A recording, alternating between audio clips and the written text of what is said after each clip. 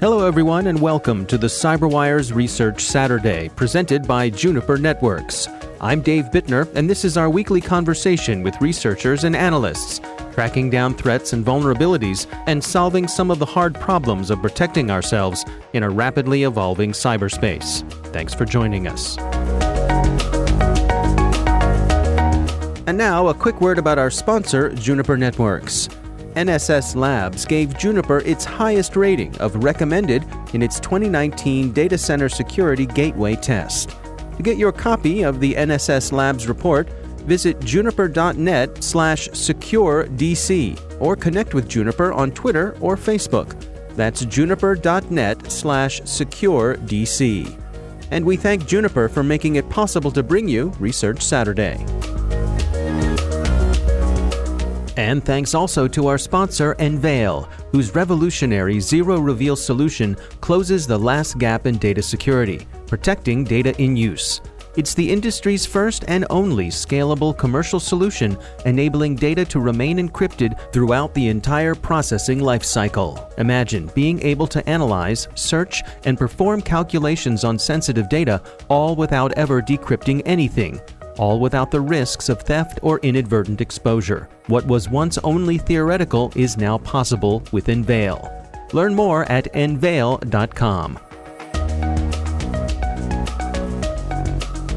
Well, the most interesting thing about this is obviously steganography is not new.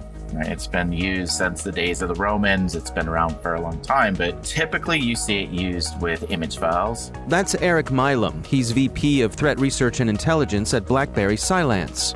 The research we're discussing today is titled Malicious Payloads Hiding Beneath the WAV. And in this specific case, it was very interesting to see it used with a different file format. In this specific case, a WAV audio file. So that really drew our attention right away and was something fairly interesting. There's not a lot of research out there. There are some discussions around it. I think some people have covered it, but not to the depth in which we wanted to go to within this research. Let's start off with some basics here. I think most of us are probably at least somewhat familiar with what a WAV file is. That's an audio file. It goes back a long way. It's a file format that's been around a long time. Yeah. It definitely predates the MP3s and MP4s that we have these days. It's been around since the beginning of time. Yeah, it's very interesting. I think the reason it was chosen, or what we've come to believe is the reason it was chosen, is back then when this was created, there wasn't a lot of file integrity checking going on. And so when you do something like Stego, you have to really understand the format so you don't break it, right? Some file formats are definitely a lot more forgiving. That's why Stego in images they normally use PNG. Lack of integrity checking, just the ease of leveraging that format. Same thing here with WAV. If they tried to do this, say, within an MP3, there's file integrity checking, there's compression, there's all other kinds of things that have to go into it that could potentially break. So I think they kind of took the path of least resistance in picking the WAV file itself. And I think the file format really helped them, make it a little bit easier on them. Yeah, that's really an interesting insight. Well, let's go through here together. How exactly did this work? It wasn't just the WAV file standing on its own. Yeah, that's correct. Every WAV file was coupled with a matching loader file. So the way it works is the loader file is paired with this item, with this file. And when it runs, essentially, the loader then will look for that WAV file, grab and extract the items out of it, parse that into memory, into the same address space, and then execute the malicious payload that's within it. And what's going on within the WAV file itself? Or are they spreading the useful data throughout the file? Yeah, there's a certain level of encoding that happens, obfuscation within that.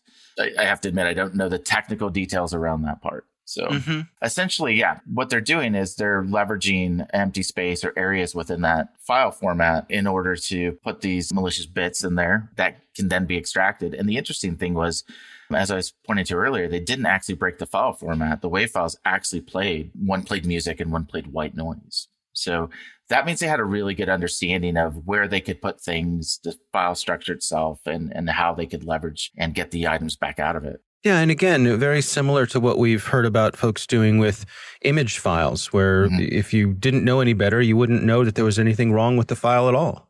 Yeah, that's correct. In fact, we did some research around APT32 and Ocean Lotus not that long ago where they used PNG files and they used encoding within the RGB to hide a payload and be able to extract a payload. So similar technique, just a different file format. Well, there were three basic categories that you all cover here in the research. Why don't we go through those together one by one? Sure. So the first one employed some steganography to decode and execute a file. What was going on with that one? A PE loader? Yeah. So the PE loader, the way it works, that goes back to what we were talking about with the coupled files. So there's essentially two different files that were placed on these systems. So the first one is a PE file, which we'll call the loader, which knows how to access the WAV file, the specific WAV file, and extract what needs to be extracted from that in order to either install the backdoor, or in another instance, we were able to find some crypto mining software as well. So we had both shellcode and crypto mining. So that loader would be matched with the WAV file. So those two both exist then on the endpoint.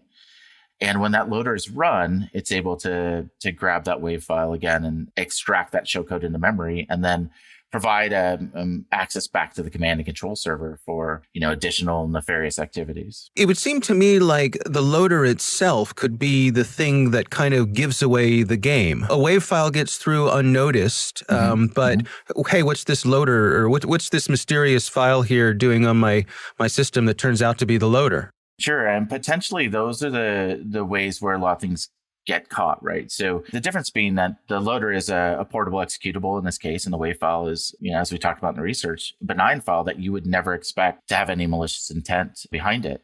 So when you look at things like the loader, there's different things associated with it, different characteristics. Obviously, if it's something that's never been seen before, unless you're using something like machine learning, you might not ever detect it. So the way in which we look at files that could potentially be benign, if you think about a loader, a lot of times those are largely written to bypass any level of security.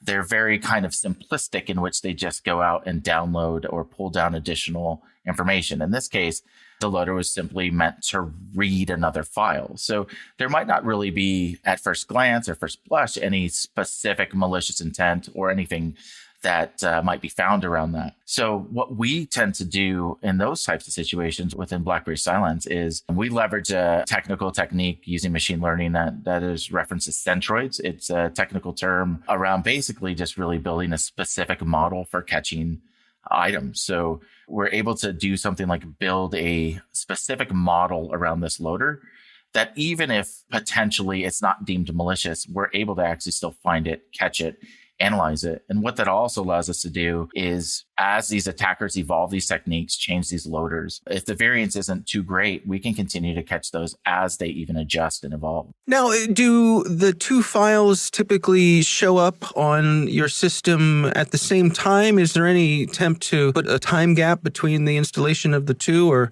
does that not really matter in this case? No, it doesn't necessarily matter in this case. The only thing that matters is, again, they're a matched pair, the loader and the WAV file. So they both have to be on the system for this to happen. You can't have one loader with a different WAV file. They're really dependent on each other. So yeah, they tend to be downloaded simultaneously. We didn't experience anything, at least in what we were able to analyze, where, say, it was something that was UPX packed or packed in some way that then ended up on the system and was extracted for the two. The way we analyzed it pointed to the fact that there was probably some type of backdoor connection to the command and control server, and then those files were then downloaded simultaneously.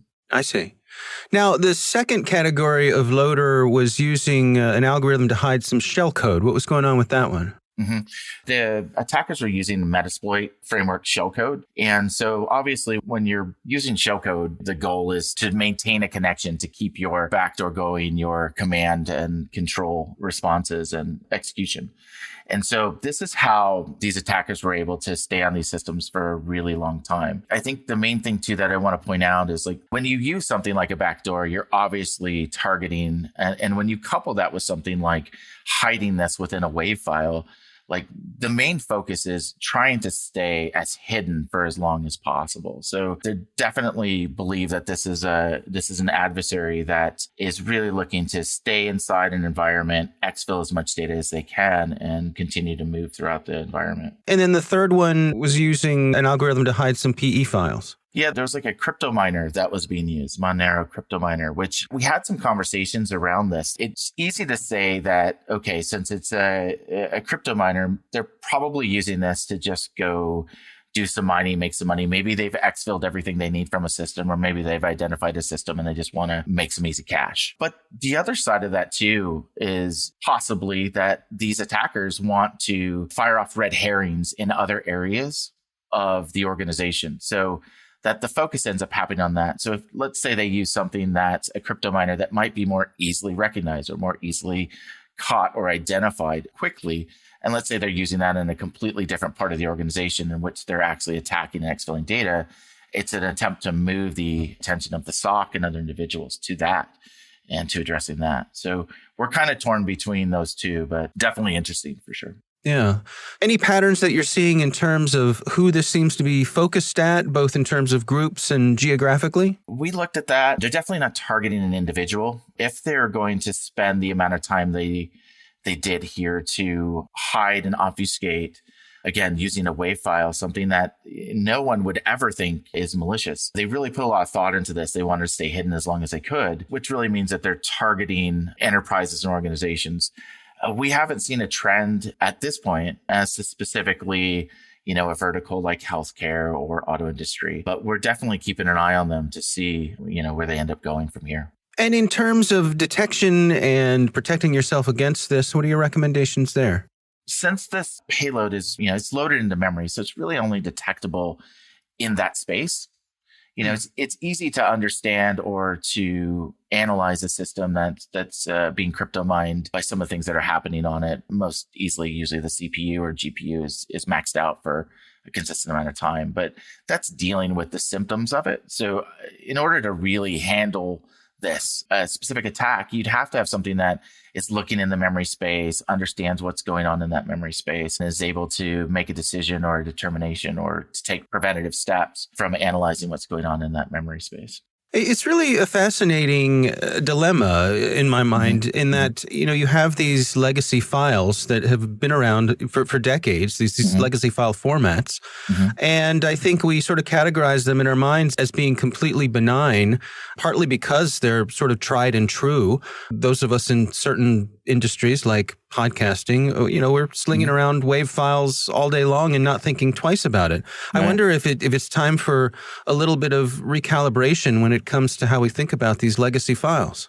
I mean, absolutely. Obviously, as time goes on, things get better, right? Things change. Again, like MP3 has been around also for a very long amount of time. There's also OGG files. There's a whole bunch of different file formats that can be leveraged. And I definitely think that when we look at something that, I hate to say is so old because I'm probably just as old as it, but something that has been around, right? We don't think about security when it comes to these things because they're just, as you mentioned, a normal part of every day and haven't really been tied in the past to anything that would be malicious, right? Right. So I don't want to call it a wake-up call, but it's definitely something where you look at that and go, wow, yeah, maybe I should put up a little bit more, be a little bit more concerned around some of these, right? And just maybe use a little bit more operational security per se when handling these. Yeah, I mean, just as you said at the outset, just that these file formats internally don't have the type of integrity checking that we've come to expect from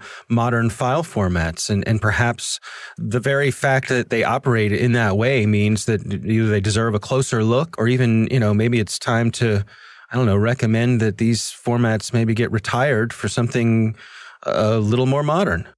Yeah, I mean, I would agree 100%. I mean, it's not like we don't have anything better out there, right? Right. I mean, getting rid of WAV files, it's hard to imagine, right? Yeah, it's hard, yeah. Yeah. I don't know, and I don't know how widely they're still used and leveraged. In my small world, it's all about compressed files because I remember back in the days of copying DVDs or ripping the DVDs, and it was a WAV file, and it was like ridiculously huge, right? For back then, obviously. And then when MP3s came out, you're like, wait, it's a tenth of the size? Okay. Right. And that was back at least in the 90s. So we're looking at 20 years. So maybe it is time to just be like, hey, we're not going to leverage that anymore. The funny part of it is that in the interim, file storage capacity has become so crazy that it's sort of meaningless. Sure. That a large WAV file it's not really a barrier anymore.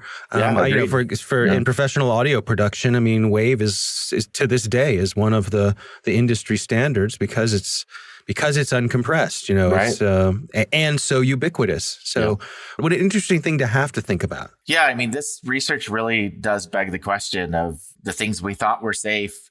Now we have to, we do have to put kind of an eye to, and the things maybe, we always say if you don't build something with security in it from the get-go, it's hard to strap security onto it afterwards, right? And obviously this would fall into that realm, right? No, I don't think anybody ever considered that. And again, it's still fairly new to see this, but it begs the question as to, how long was maybe this going on before we actually identified it, right? Across the globe, across the population. That's Eric Milam from BlackBerry Cylance. The research is titled Malicious Payloads Hiding Beneath the WAV. We'll have a link in the show notes. Thanks to Juniper Networks for sponsoring our show. You can learn more at juniper.net/security or connect with them on Twitter or Facebook. And thanks to Enveil for their sponsorship. You can find out how they're closing the last gap in data security at enveil.com. The CyberWire Research Saturday is proudly produced in Maryland out of the startup studios of Data Tribe, where they're co-building the next generation of cybersecurity teams and technology. The coordinating producer is Jennifer Iben. Our amazing CyberWire team is Stefan Vaziri, Kelsey Bond, Tim Nodar, Joe Kerrigan, Carol Terrio, Nick Valecki, Bennett Moe, Chris Russell, John Petrick, Peter Kilpie, and I'm Dave Bittner. Thanks for listening.